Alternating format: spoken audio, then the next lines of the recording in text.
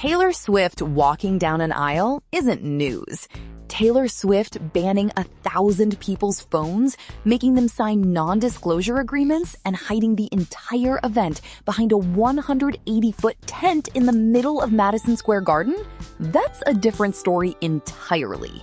And now, weeks later, the people who were actually inside are starting to talk. On July 3rd, Madison Square Garden turned into something almost unrecognizable. Large "Just Married" signage went up outside the arena, while onlookers spotted arcade games and custom license plates being unloaded around the venue.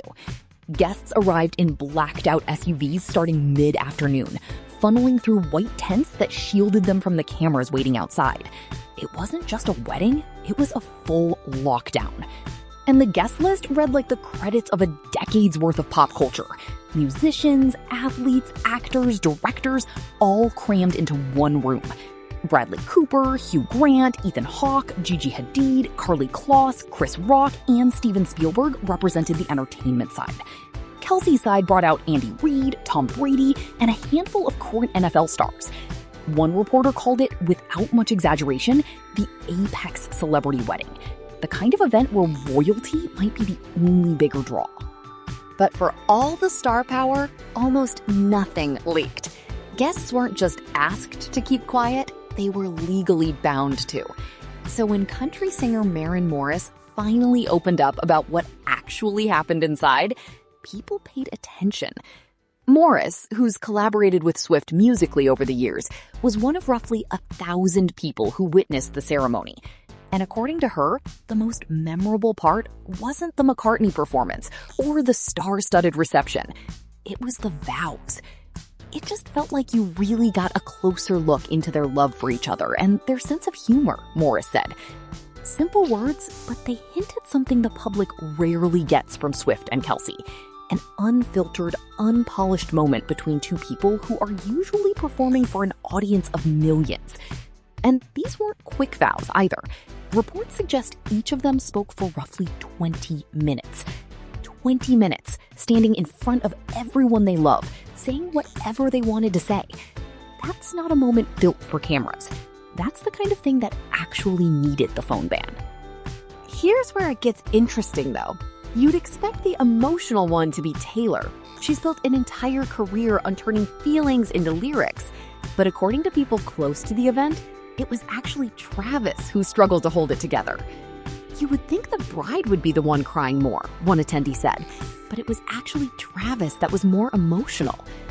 A small detail, but it flips the script on who everyone assumed would break down first. Then there was the music. Not just any wedding band. Paul McCartney took the stage to perform I Wanna Hold Your Hand, and Stevie Nicks was also part of the lineup. Two legends, one night, playing for a couple who grew up idolizing them. And while Taylor didn't perform during the ceremony itself, she reportedly did sing the night before at the rehearsal dinner alongside Kelce. The smaller details are where the wedding started to feel less like a spectacle and more like two people getting married. There were no bridesmaids, no groomsmen. Instead, Taylor's brother Austin Swift stood as her man of honor, and Travis's brother Jason Kelce served as his best man, a nod to how close both families have become. And in one of the more unexpected reveals, the ceremony was officiated by Adams. Even the fashion had a story behind it.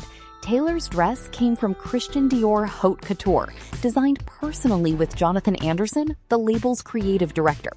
Both her and Travis's shoes were custom Christian Louboutin. Small production details, but ones that took months of collaboration behind the scenes most guests never saw. Morris summed up the night simply, reconnecting with old friends, meeting new ones, and by the end of it, her neck hurt from constantly turning to see someone she never expected to run into. It's an oddly relatable image.